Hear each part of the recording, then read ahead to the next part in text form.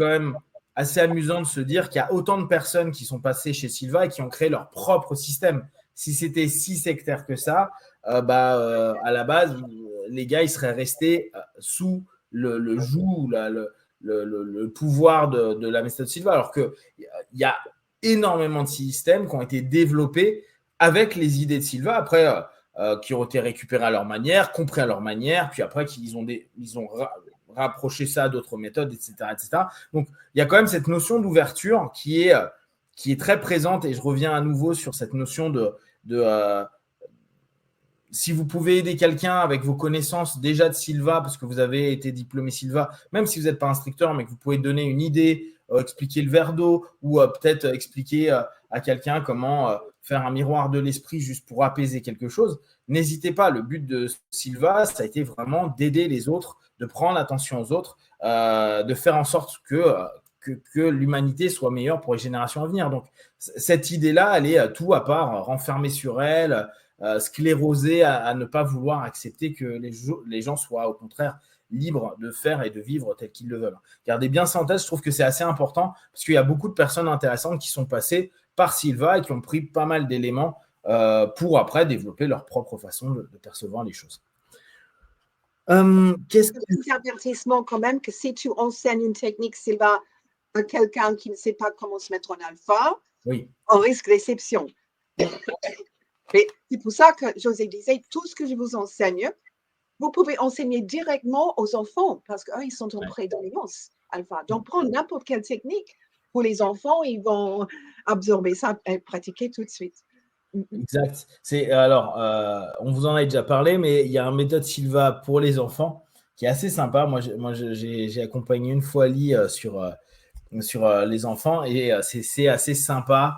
Et on avait déjà parlé un peu sur le podcast, mais on a des personnes qui l'ont fait enfant et qui maintenant continuent et qui se sont développées et qui sont des adultes maintenant et qui t'en parlent. C'est vraiment sympa. On sent que ça a été des déclics pour eux, pour la confiance en eux, pour se dire qu'ils sont capables de faire des choses, etc., etc. Et ça, c'est plutôt chouette. Est-ce que les enfants, ils ont le travail de cas? Est-ce qu'ils ont le 404, les enfants? Alors, justement, la version que moi, j'ai toujours enseignée en France, c'était parce que la seule personne que je connaissais qui enseignait Silva pour les enfants, c'était une Mexicaine, Lisette Val, et qui faisait la version espagnole. Et pour eux, ils faisaient que le contenu des 2 premiers jours. Donc, moi, j'ai continué à faire ça. Mais aux États-Unis, ils ont toujours fait le cours complet et les enfants font les cas. Et quand je suis allée au Canada pour présenter, ils m'ont dit, mais fais quand même, justement, le deuxième part. Et j'ai introduit au fur et à mesure, adapté pour les enfants. Ils étaient super bien pour les cas. On a pu faire en groupe, justement, parce que ce n'est pas évident que les très petits arrivent à diriger quelqu'un d'autre pour faire un cas, poser les bonnes questions, etc. Mais on a fait plusieurs en groupe et pour eux, il n'y avait pas du tout la notion qu'on a souvent dans un cours. Oh là là, est-ce que ça va marcher? Est-ce que je serai capable? C'est moi je l'ai eu quand on a donné le feedback. Et pour eux, c'était vraiment quelque chose qui les enthousiasmait de découvrir qu'ils pourraient capter pourquoi grand-maman avait un problème de telle chose, etc. C'est vrai. Donc, ça existe, mais en France, et j'ai gardé ça quand même parce que la plupart des enfants, bien que la plupart sont des enfants de diplômés, ils viennent souvent avec des amis dont les parents n'ont jamais fait Silva. Et c'est un peu risqué que l'enfant aujourd'hui, je suis projetée à l'intérieur de grand-maman et j'ai vu que sa cœur était pas là. Alors, tu imagines, tu dis ça à un non-diplômé Silva, mais qu'est-ce que fait mon enfant? Il est donc quoi que Oui, c'est sûr. C'est peut-être mieux si on garde ça juste pour... Mais si c'est uniquement pour les enfants de diplômés, oui, c'est génial qui fait le total. C'est marrant parce que là, tu vois, tu es en train de dire ça, mais combien de fois j'ai vu des parents venir pour des séminaires d'énergétique, quelconque, hein, qu'importe le système qui est enseigné, avec leurs enfants ou leurs ados. Et souvent, le retour qu'ils nous faisaient, que je trouvais intéressant, c'est qu'ils disaient, quand j'étais pas bien ou que j'avais mal quelque part, ma fille ou mon petit garçon, il venait, il posait mes mains, on disait, je vais faire comme j'ai appris en cours. Donc, au bout du compte, Ouais, c'est sûr que si la personne ne comprend pas trop ce qu'est la méthode Silva, ça risque d'être compliqué. Mais assez spontanément, les enfants, de faire des notions, l'énergétique, j'ai plein d'exemples comme ça où j'avais un petit garçon qui avait fait tomber un autre garçon à l'école. Il s'était fait mal et il dit attends, il commence à faire. Ouais, c'est l'histoire qu'il a racontée. Hein. Il a frotté ses mains, il a mis les mains sur la blessure, ou en tout cas où le petit était tombé, et il dit t'inquiète, ça va s'arrêter, j'ai appris à faire à envoyer de l'énergie, etc. etc. Et effectivement, le gamin s'est relevé, il n'y a pas eu de pleurs, il n'y a pas eu de trucs, etc. etc. Et je trouvais l'idée super parce que déjà, ça permet à l'enfant de se dire je prends aussi ma responsabilité, je connais quelque chose, je vais essayer d'aider maman, mon ami, mon truc, etc. etc.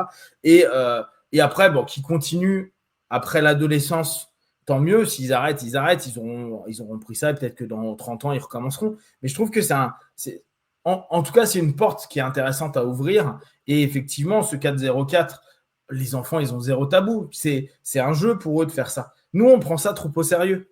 C'est là où c'est un peu compliqué parfois. Oui, oui. Comme un examen, il faut absolument qu'on réussisse, on est angoissé. Mais pour les enfants, c'est waouh, c'est extraordinaire, on aime faire ça. Hein. C'est ça, ouais. Ouais, mais cette notion. En fait, je me rappelle un cours où j'avais, la plupart étaient adultes, mais il y avait une jeune, elle avait 12-13 ans, et c'était le moment où on devait travailler les cas. Et je me rappelle, il y avait 3 femmes ensemble qui disent, je dis, mais qu'est-ce qui se passe? Vous ne commencez pas? Et puis, une a dit, nous avons peur. Franchement.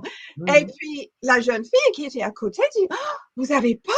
Mais moi, j'ai hâte à commencer. Et en fait, ils avaient tellement honte que la petite voulait vraiment plonger dedans qu'eux aussi, ils ont fait le travail. Ouais, ouais. Et il y a cette idée qu'on doit réussir, on ne doit pas faire des erreurs. C'est comme si c'est une partie de notre système d'éducation. Mais non, ce n'est pas ça. C'est vraiment une découverte. Quoi. Et les enfants, ils comprennent ça. Oui, c'est ça. Et puis, alors, c'était amusant à l'époque. Tu vois, je m'en suis beaucoup rendu compte là, ces derniers temps en relisant tout. Tu sais que je m'étais pris à l'époque le cours de Laura Silva quand elle était encore chez Mind Valley. Tu vois? Et j'ai fait le cours pour voir un peu les différences parce que tu sais, c'était la version un peu plus moderne du truc. Je voulais voir la différence qu'elle avait fait. Puis à la fin, c'est le 404, mais je ne sais plus comment elle l'avait appelé. Et elle insiste à fond pendant tout le cours à dire faites au moins 50 cas, faites au moins 50 cas. Et elle nous renvoyait à un autre site ou un autre, je ne sais plus quoi, une autre fenêtre où elle disait notez tous les jours, tous les cas que vous faites, partagez-les avec la communauté et les gens vont vous partager aussi des cas. Vraiment, j'insiste pour que vous en fassiez 50. Et elle disait, au départ, c'est normal et vous allez parfois avoir des bonnes choses et d'autres moments, ça ne va pas être des bonnes choses, ça ne va pas fonctionner, vous n'allez pas vous sentir bien, mais faites-en au moins 50 pour commencer à vous dire, là, vous pouvez avoir une idée. Tiens, c'est vrai que 80% du temps sur ça, j'ai une bonne intuition. Après, là-dessus, un peu moins, etc., etc. Et je trouve que c'est un nombre qui peut parfois faire peur un peu aux gens. À se dire 50K, c'est compliqué. Mais vraiment, n'hésitez pas. Et quand vous ne l'avez pas fait depuis longtemps, recommencez en vous disant je fais 50K. Je me trouve 50K. C'est pas difficile à trouver. Surtout qu'il y a des sites Silva qui proposent ça. Sur le Facebook pour. Ouais, nous, on en a relancé un. Oui. Mais tu sais que en fait, j'avais regardé un peu ce qu'il faisait aux US et notamment là chez Ed. Et Ed, pareil, il a fait un truc, à la limite, je pourrais le mettre en description. Si les gens ont envie de mettre un cas ou de lire un cas, je crois que tout le monde peut le faire. Il faudra que je vérifie comment ça fonctionne. Alors, qu'est-ce que j'avais trouvé intéressant? Ah oui, alors ça, j'ai trouvé que c'était chouette. Justement, sur cette notion d'échec ou de peur de mal faire. Au début, lorsque vous apprendrez à utiliser votre faculté de visualisation / imagination, n'oubliez pas 2 outils de génie, visualisation, imagination. Là, on est vraiment en train d'intégrer tout ce qu'on a vu jusqu'à présent. À chaque fois que vous allez bosser en alpha, c'est visualisation, imagination. Et ayez confiance. Et si vous dites, je visualise mal, repensez, vous revenez sur les crochets mémoriels, vous revenez sur des choses que vous inventez, vous revenez sur votre labo, vous revenez sur… Recommencez les bases. En fait, vous allez y arriver. Ça ne pose pas de problème. C'est juste une répétition. Où est-ce que j'étais là? Pour détecter des informations, vous prendrez conscience de nombreuses impressions. Certaines de ces impressions seront des informations exactes, d'autres pourront provenir de votre propre capacité créative. J'adore cette phrase, je la trouve hyper apaisante pour quelqu'un. Parce que là, on parlait d'échecs, genre, j'y arrive pas, c'est pas bien, ou j'ai pas les bonnes infos. Mais quand on se dit, soit j'ai une info qui réellement, j'ai réussi à contacter et prendre quelque chose, et mon intuition, mon feeling, qu'importe comment vous allez le nommer, me donne un bon retour, soit c'est pas je me suis trompé, c'est que ma capacité créative, c'est génial comme Oui. cette petite phase-là, c'est pas une erreur, c'est que j'ai trop créé. Là, j'étais dans mon imaginaire à la place d'être dans la réception. Et je trouve que c'est chouette parce que beaucoup de personnes vont dire j'y arrive pas, les cas, ça marche pas. Je vois des choses qui sont pas là. Et c'est les mêmes qui parfois vont nous dire en cours j'ai pas d'imagination. La preuve que si, tu vois, et tu es même un grand créatif apparemment. Donc, je trouve que c'est ce qu'en hypnose on pourrait appeler une injonction paradoxale ou une double contrainte. C'est-à-dire que quoi qu'il arrive, vous avez, c'est une double sortie si on est plus précis, vous réussissez. C'est soit vous avez capté l'info, soit vous avez créé quelque chose. Et si vous avez créé, ça veut dire que vous avez un process créatif qui est là et qui va peut-être falloir dompter, capter, écouter, comprendre. Je ne sais pas si toi, tu avais… c'est quelque chose qui t'avait marqué, mais moi, de toute façon, en lisant le cours en anglais, je me suis dit, cette phrase, elle est super belle. Oui. Parce qu'il ne s'agit pas d'erreur. Exactement. On arrive à distinguer, parce qu'on peut dire que moi, je suis certaine sûre que les informations que je reçois sont toujours correctes. Mais moi, ma conscience commence à intervenir, ma logique, ma créativité, donc je peux interpréter les infos, quelquefois un peu à côté. Mais comme tu dis, c'est dû à la créativité, l'imagination, au point où que quelquefois, quand il y a quelqu'un qui veut faire les cas, mais est totalement… Il n'y a rien, c'est noir, c'est vide, il n'y a rien qui se passe, j'ai aucune impression de tout. Donc, je répète ce qu'on dit dans le texte, si rien n'arrive automatiquement, crée-le. Qu'est-ce que tu veux dire, crée-le? Mais écoute, j'ai donné le nom d'un monsieur d'un certain âge qui habite à un certain endroit. Si tu devrais l'inventer comme un personnage dans un roman, comment est-ce que tu pourrais le décrire? Et il commence à décrire, donc il invente, créatif. Mais c'est comme si, en parlant comme ça, parce que souvent, quand ils arrivent au feedback, ils sont époustouflés, mais je l'ai inventé et tu me dis que c'est le vrai cas. Donc, c'est comme, moi j'utilise, c'est comme amorcer le tuyau. OK? Parce que s'il n'y a rien, il n'y a rien. OK, alors, mais si tu pourrais imaginer à quoi il ressemble. Ah, il a une petite barbe, il aime porter des cravates, blablabla. Et petit à petit, justement, l'information commence à couler. Et souvent, c'est correct. C'est intéressant. Ouais, c'est intéressant. Mais c'est pour ça que cette notion de dire, mais allez-y, faites confiance aux images, etc. Et là encore, il faut vraiment se mettre dans une posture à c'est pas grave. Si on vous dit, ah ben non, c'est pas du tout ça, ok, pas grave.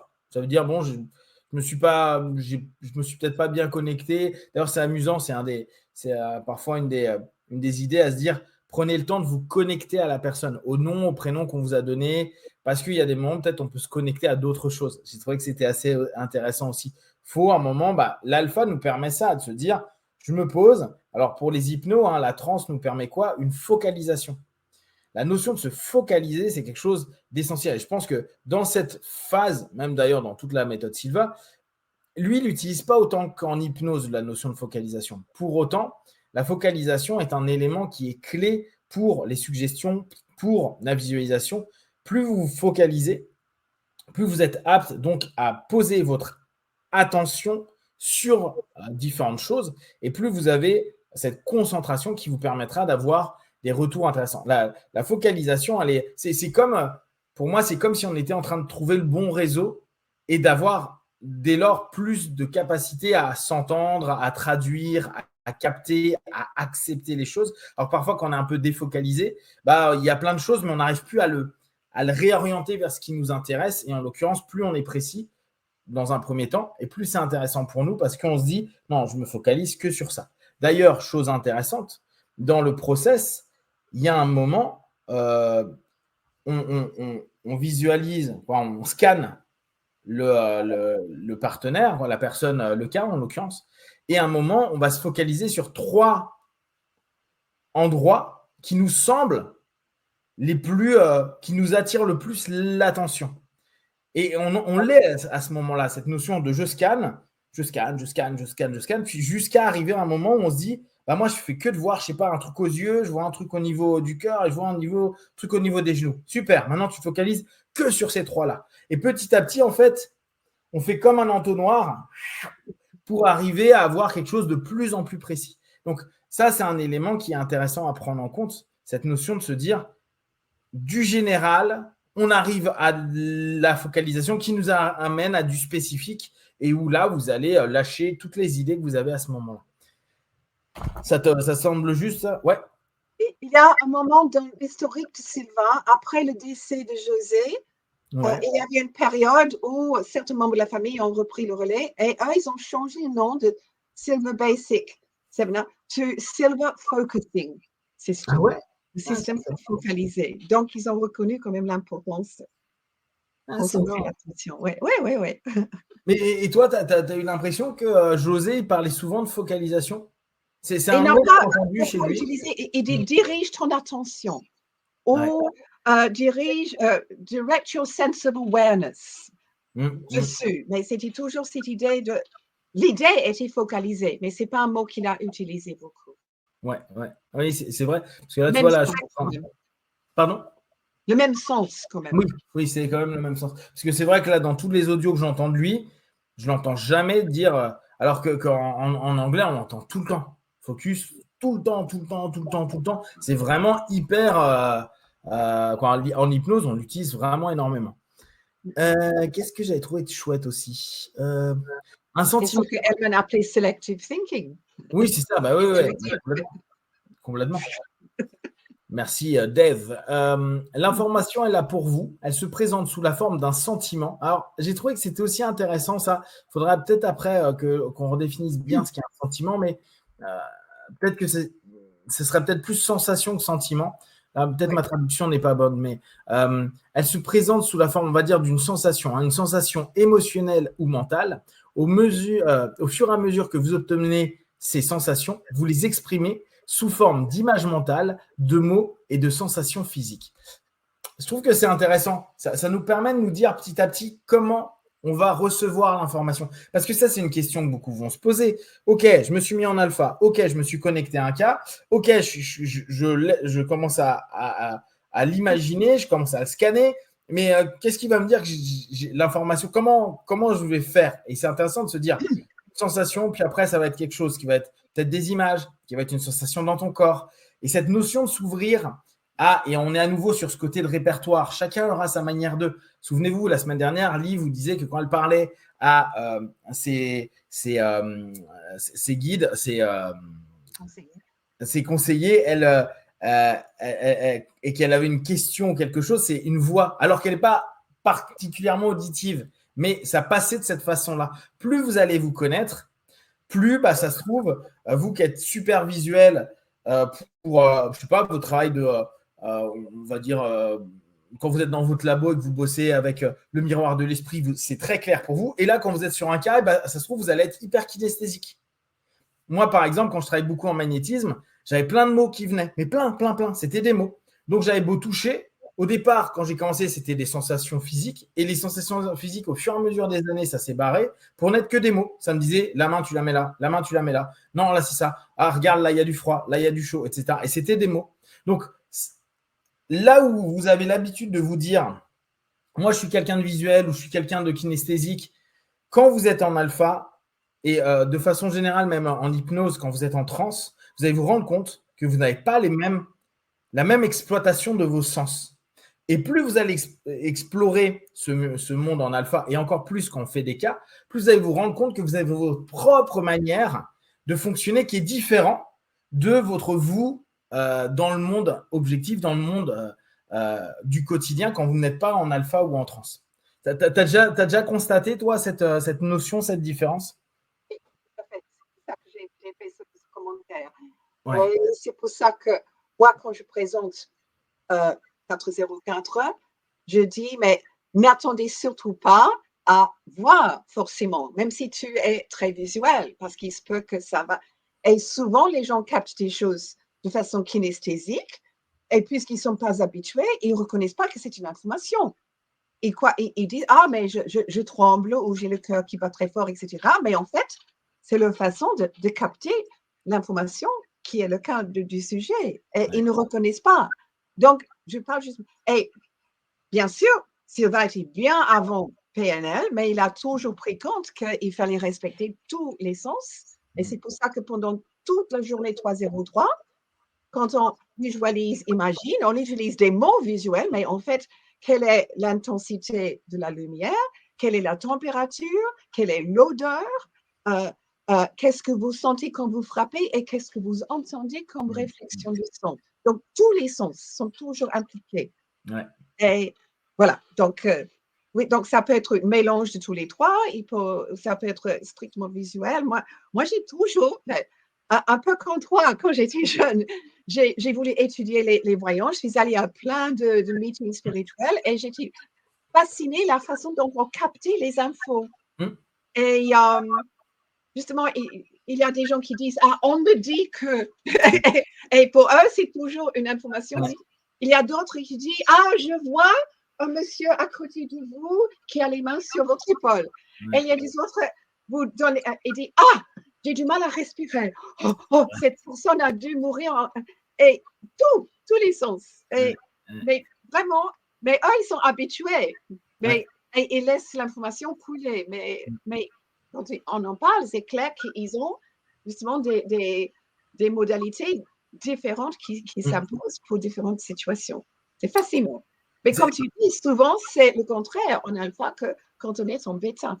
Et c'est ça qui est chouette. Là, on se rend compte que la méthode Silva, c'est un travail de développement personnel dans le sens premier. Je me développe dans ma personne et aussi de connaissances personnelles. Parce que vous allez être étonné de vous dire, tiens, mais en réalité, je fonctionne comme ça. Alors que vous étiez persuadé que vous étiez comme ça. Ah, mais je suis comme ça. Et là, tu t'aperçois que, ah bah pas du tout, j'utilise l'inverse. Ou dans certains cas, je me rends compte que je suis beaucoup plus kinesthésique que je ne suis visuel. Et cette notion de pouvoir accepter cette partie de nous ouvre aussi dans le quotidien à se dire, tiens, et si ce coup-ci, j'arrêtais de faire confiance à ma vue, j'arrive pas à retrouver un objet X ou Y, mais que j'allais faire confiance à ma facette kinesthésique comme quand je suis en alpha ou en trans.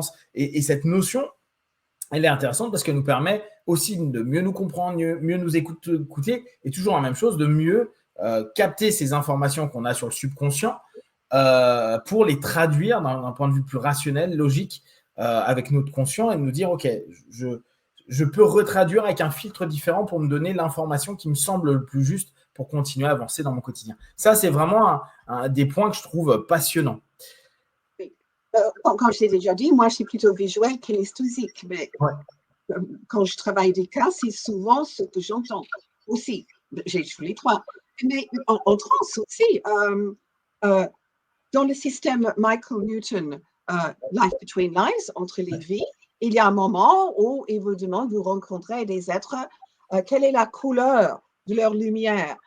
Et je me rappelle, on m'a demandé la couleur, j'ai dit, mais je ne vois pas une couleur, j'entends la vibration et c'était comme une tonalité. Donc, quand vous considérez que tout est vibration, on le voit ou on entend, mais là, j'entendais, j'étais très surprise parce que justement, c'était probablement dans la vie extérieure le moins que j'utilisais. Mais là, c'était que des sons, des vibrations, des tonalités, la musique, c'était littéralement divine. Mais je trouve ça assez beau. Mais on m'a demandé quelle est la couleur. Et non, ce n'est pas une couleur, c'est un son. Et ça aussi, pour nous, alors là, je parle pour les hypnos, n'oubliez pas, Oui. on le sait, mais parfois on l'oublie. N'insistez pas. Tu dis, mais qu'est-ce que tu vois là? Que la personne dit, je vois rien. Ok, qu'est-ce que tu ressens? Qu'est-ce que tu perçois? Qu'est-ce qui est en train de passer? Est-ce qu'il y a une vibration? Est-ce qu'il y a un son? Est-ce qu'il y a quelque chose? Il n'y a rien, il n'y a jamais rien en fait. C'est juste que ça n'a pas encore été défini. Avec 2-3 questions, tout le monde vous trouve quelque chose. Le vide dans une transe ou en alpha n'existe pas en fait. C'est juste qu'on n'a pas encore défini notre encodage qui nous permet de nous dire ok, il se passe ça en fait. Donc on dit que c'est vide ou qu'il n'y a rien. Donc c'est assez récurrent et on le fait aussi quand il y a des moments où vous dites je ne sais pas. En fait, vous le savez. C'est juste que pour l'instant, soit vous êtes saturé d'informations et c'est là, c'est intéressant d'aller en alpha, vous vous détendez, relaxer, etc. Soit il y a plein de choses. Donc, il y a toujours cette confusion qui arrive. Il y a soit cette saturation, soit cette confusion. Et vous ne savez plus trop, mais il vous faut un petit temps. Mais il se passe toujours des choses. Et en général, quand on ne sait pas, c'est qu'il y a trop. Quand vous vous sentez vide, c'est qu'il y a trop aussi. C'est rarement l'inverse. On est rarement vide. En général, on est plus saturé qu'on est vide. Alors, on va parler d'un dernier point. Je pense que sur le prochain podcast, on parlera vraiment de la correction, vraiment de ce boulot de correction. Là, je préfère qu'on s'arrête à tout cette notion de présentation. On est plus qu'à la présentation, mais avant de parler vraiment de la correction, plus cette notion de prise d'information, de ce qu'on peut chercher dans cette dynamique. Il y a un élément que j'ai trouvé génial, et ça, c'est vrai que je le faisais moi, mais en fait, ça ne me venait pas de Silva, tu vois, et c'est amusant quand je l'ai relu. Prenez l'habitude de travailler sur des cas pour chaque membre de votre famille chaque soir. Ça, j'ai trouvé que ça ne vient pas de Silva. C'est Silva, ça. Oui, absolument. Silva a beaucoup insisté sur ça, que tu travailles régulièrement sur tes proches. Mais ça, je trouve que c'est intéressant. Tu vois, pour les personnes qui se disent ah, mais je ne sais pas sur qui je peux travailler ou ce que je peux faire ou comment je peux m'améliorer. N'hésitez pas, bien sûr, vous demandez aux membres de la famille s'ils sont OK, que vous bossiez dessus quand vous savez qu'ils ont un truc qui ne va pas. Et avant de dormir, faites votre méditation du soir et dans les 5 dernières minutes, vous dites tiens, vous voyez les visages ou en tout cas, vous gérez comme vous voulez et vous travaillez à maintenir une bonne santé ou si vous savez que, je ne sais pas, votre parent, il s'est fait mal quelque part ou il n'est pas très bien sur quelque chose, vu qu'il vous a déjà donné son accord, vous le faites. Alors, il y a un autre truc qu'on fait beaucoup en magnétisme et je sais qu'en Sylvain, on en avait parlé, on peut demander à distance, dire, et là aussi, faut être prêt à accepter l'info qui revient, dire, est-ce que je peux travailler sur toi, sur ça? Il y a des moments, vous allez recevoir dans votre tête un gros non. Bon, vous ne faites pas. Mais demandez, n'hésitez pas, c'est toujours la même chose. Vous pouvez le faire en descendant au niveau du laboratoire, demandez à vos conseillers. Parfois, vos conseillers vont vous dire direct, ils vont dire non, il n'a pas envie. OK. Mais voyez, après chacun sa méthode. Soyez toujours respectueux de ça. Bien sûr, là, on est dans un monde subjectif, dans un monde qui est le monde de la pensée, du spirituel. On crée quelques codes. C'est des codes qu'on retrouve dans plein de cultures. Qu'importe le système que vous étudiez, il y a toujours ce respecter la personne. N'imposez jamais une session comme ça à quelqu'un qui n'a rien demandé et qui ne veut pas que vous gériez ça, même si vous vous dites oui, mais ça lui fera du bien. Non. Pour moi, il faut vraiment respecter cet accord qui est donné et il y a des moments demandés et soyez prêts à écouter parce qu'il y a des moments ils disent j'ai demandé, il était d'accord. Tu es vraiment sûr? Parce qu'il y a des moments, c'est t'écoutes, t'attends, et souvent, ça ne vient pas tout de suite. Et tu vas avoir on revient sur le côté kinesthésique, le corps qui se crispe, tu peux te douter que c'est plutôt un non qu'un oui, tu vois, et ainsi de suite. Donc, à nous de savoir écouter et à accepter que peut-être il y a des gens qui n'ont pas envie qu'on les soutienne, qu'on les aide, en tout cas en ce moment, ce soir-là, ce jour-là, etc., etc. Est-ce que tu peux me confirmer cette notion-là de demande à distance, entre guillemets? Effectivement, moi j'ai entendu ça partout. Quand j'enseigne Silva en privé à mon groupe communication animale, eux, ils sont un peu choqués que ce n'est pas dans le texte, mais tu es supposé quand même demander la permission et de l'animal et de son propriétaire, de son owner. Oui, ouais. C'est vrai qu'officiellement, ça ne fait pas partie du protocole. Ça serait intéressant d'en parler à Ed. Mais pour moi, ça ne m'est jamais entré dans la tête parce que pour moi, c'est parce que tu fais un travail, tu offres l'énergie, tu offres l'image. L'autre personne peut dire oui ou non. Mais pour moi, c'est inbuilt, c'est inclus. déjà dans le concept. Que s'il ne veut pas, il va simplement dire non. Mais je peux quand même offrir. Hein, je ne vais pas dire, oh non, c'est pas la peine que je travaille sur un tel parce qu'il va refuser. Non, je peux au moins offrir de l'aide. Et lui, il peut dire oui ou non. Mais pour les gens qui ont déjà fait d'autres systèmes, je dis, mais s'il vous plaît, demandez quand même si vous êtes plus à l'aise. Parce que si vous sentez mal à l'aise à le faire, évidemment, ça ne va pas fonctionner. Donc, mentalement, demandez la permission, mais tu n'es pas du tout obligé de demander à niveau physique quand même. Oui, bien sûr. Ça pourrait bien interférer en fait avec le vrai travail. Yes, je l'ai noté pour qu'on pose la question à Ed quand on l'aura. C'est intéressant, hein, parce que. Ouais. C'est des points. Et tu vois, ça, c'est des petites choses où on a l'habitude, au travers d'autres systèmes, de fonctionner d'une certaine manière et de se dire tiens, ce respect-là, il est quand même vraiment mis en avant, notamment dans, je sais plus, dans une partie du texte, ça doit être dans les directives. Je ne sais plus où c'est, non, ça devait être dans les instructions spéciales. Nous ne posons pas de diagnostic, non, c'est pas là, je ne sais plus où je l'ai lu, ou c'est peut-être quand José il parle de quelque chose. Mais il y a toujours cette notion de respecter, ne faites que sur les personnes qui souhaitent que vous le fassiez, vous inquiétez pas. Des gens qui vont pas bien et qui veulent avoir de l'aide, il y en a beaucoup. Donc vous trouverez toujours des personnes qui sont prêtes à recevoir une petite session. Et on vous parlera la semaine prochaine de un peu comment se passent les sessions. La correction, je trouve que c'est intéressant de faire un podcast sur ce qu'on appelle la correction, les corrections, parce qu'il y a plein de questions qui peuvent se poser au travers de ça. Et tout ce qu'on peut faire, parce que là encore, ça va dépendre de vous, votre imagination, ce que vous vous autorisez à faire. Et là aussi, il y a des moments où on se limite alors qu'on pourrait ne pas se brider du tout. Et je pense que ça peut être très, très sympa de vous partager cet élément-là. Et alors c'est ce que je disais. Là, vu que donc, je pense semaine prochaine, on aura fini le manuel de base. Ce que je me disais, c'est qu'après, on pourrait faire parler un peu du 505, qui est celui de l'intuition, qui est plus donc de base, ça serait d'autres éléments. Et après, on va commencer au fur et à mesure à vous parler soit de newsletter, d'éléments de newsletter que je vais prendre ou que l'IA va trouver cool et qu'on va partager. Et d'éléments notamment qu'on a la chance d'avoir. Là, j'écoute toujours le séminaire de 1972 de José. Je pense qu'il y a pas mal de choses où on pourra échanger dessus, réfléchir dessus. Voilà. Après, bon, je vous présente un peu les futurs podcasts. Je pense qu'on ira là-dessus. Mais entre-temps, on risque d'avoir Ed. On risque de faire d'autres podcasts aussi. Donc, on aura certainement d'autres questions, d'autres manières de réfléchir. Et on vous le partagera. N'hésitez pas à nous poser des questions. Comme ça nous ouvre aussi sur des réflexions et des orientations derrière ces podcasts. Je sais que vous aimez vraiment bien ces podcasts. J'ai plein de retours. Donc, je te remercie une fois de plus, Lee. Ils adorent t'écouter. Ils disent « Oh, elle est super, elle a plein de connaissances, plein d'informations qu'on ne connaît pas et tout. » Donc, c'est vraiment cool. Et les gens prennent vraiment plaisir à ça. Donc, on continue comme ça en 2022. Un petit mot de la fin, Ali, pour la fin. En plus, aujourd'hui, on est dans le 31. En fait, parce qu'il y avait un moment quand tu as dit que pour beaucoup de gens qui croyaient qu'ils n'avaient pas cette possibilité, c'est une vraie découverte. Mon Dieu, moi aussi, j'ai une intuition, je peux capter des choses.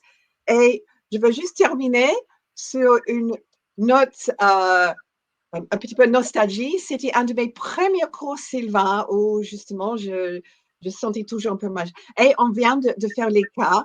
Et j'étais en train de rassembler les gens. Et je me rappelle toujours, il y avait un jeune homme qui est venu me voir. Et il avait les larmes qui coulaient sur les joues comme ça. Je dis, oh là là, qu'est-ce qui se passe?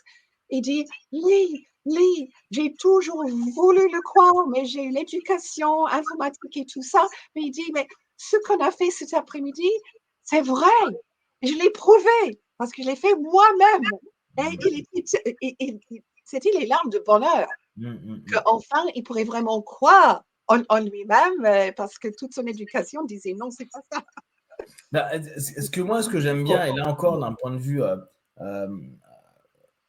vue sémantique, souvent, José parle de vision subjective, c'est-à-dire que ça nous appartient. mais ce qui est vécu par nous est vécu par nous. Donc, c'est notre manière, notre prisme, notre façon de voir le monde, la vie, les choses. Et c'est sortir d'un autre point de vue subjectif, qui est parfois celui de l'éducation, celui de la société, celui de plein de choses. Bien sûr, il y a des éléments objectifs, et d'ailleurs, Sylva tente beaucoup de ramener sur ce qui est réel, mais beaucoup de points de vue, d'opinion, de manière de percevoir les choses sont tout aussi subjectives que nous. Et beaucoup de nos croyances sont complètement subjectives, ne sont pas hyper valides. Et encore, même certaines choses qu'on estime hyper valides, peut-être dans 100 ans, on estimera qu'elles le sont beaucoup moins. Donc, c'est sympa. Moi, j'aime bien cette notion-là de dire ce que vous êtes en train de vivre, ce que vous travaillez, ça vous est propre. Vos retours, vos histoires, ça vous est propre. Parce que c'est votre expérience subjective qui va vous donner votre objectivité de tout ça, mais ça sera votre filtre à vous, votre manière de voir les choses, et donc une ouverture par rapport à ce cheminement-là. Pour les gens qui connaissent la notion des niveaux logiques de Diels, on est vraiment dans cette notion de se dire, on est au niveau de la croyance ou des valeurs qui vous permettent d'avoir un champ de perception qui va toucher vos apprentissages, qui va toucher votre environnement, qui va toucher votre perception de l'ensemble des choses qui est en train de se passer. Donc, c'est ça qu'apporte, je trouve, Sylva, de manière toujours en tentant de ramener ça à quelque chose de plus objectif et / logique / scientifique possible, mais en laissant aussi cette possibilité de te dire, tu vis par toi-même un ensemble de choses, et tant que ça te permet d'être bien, toi, avec les autres, parce qu'il y a toujours ce rapport à l'autre qui est important pour lui, et que tu ne pars pas complètement en vrille, mais que tu tentes de faire constamment ce lien avec le monde objectif, eh bien, qu'importe la manière dont tu vas percevoir les choses, elles t'appartiennent, elles te font du bien, elles apportent du bien, continue comme ça. Et ça, je trouve que c'est important à prendre en compte. Et justement, avec ce genre d'histoire-là, dire, bah oui, vous avez reçu, et on a tous reçu des éducations, des manières de voir la vie qui sont tout aussi subjectives parce que c'était des croyances de nos parents, de nos professeurs, de nos amis ou de nos potes actuels. Et on a le droit d'avoir nos perceptions subjectives des choses. Un petit dernier mot pour conclure en ce 31 décembre 2021. Qu'est-ce que tu veux dire pour conclure tout ça, Ali? Bonne année, tout le monde. Génial. Alors, il y a un petit texte qu'elle a mis sur son profil Facebook qui est très sympa, que j'ai lu ce matin là, qui est très très chouette. Je vous invite à le lire. Vous allez voir, il est très beau. Éventuellement, si ça ne te dérange pas, je ferai un copier-coller, je le mettrai peut-être en description des vidéos. Comme ça, c'est en anglais quand même, n'est-ce pas? Pardon? Tu parles de ce texte en anglais? Ah oui, c'est vrai, il est en anglais. Oui. Vous inquiétez pas, je vous le mets en anglais, vous irez dans Google Trad, tout ira bien. Ça vous donnera à peu près, mais c'est un beau texte, vous allez voir, c'est vraiment chouette à lire. Et je trouvais que c'était un beau cadeau de fin d'année, de nouvelle année, ça dépend comment vous prenez les choses. Donc, nous, on continue. Donc, la semaine prochaine, si vous avez vraiment des questions autres, vous nous envoyez toutes vos questions, on y répondra le plus rapidement possible. Comme d'habitude, de tout ce que et là, en l'occurrence, nous vous proposons, ne prenez que ce qui est bon et juste pour vous. Testez, observez, analysez et concluez. Biwan, bonne année et plein de belles choses pour 2022. Bonne année. Ciao.